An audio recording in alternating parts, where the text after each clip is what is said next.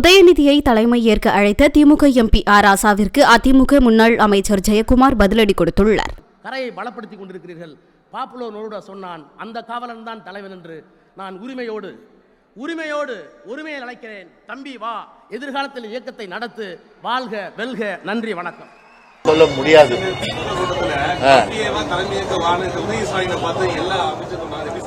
அதான் சொல்றேனே, இதை விட ஒரு மானங்கட்ட செயல் வேற எதுவும் கிடையாதுல்ல.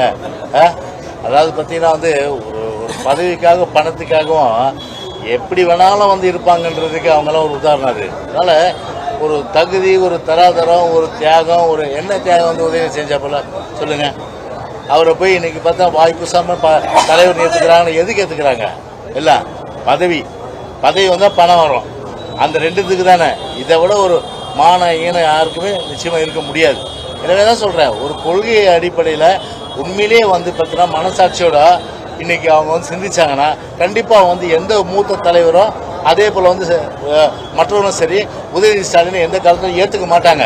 ஆனால் ஏற்றுக்கிறாங்கன்னா மானங்கட்டவர்கள் தான் ஏற்றுப்பாங்க. ஓகேவா? போகலாம்.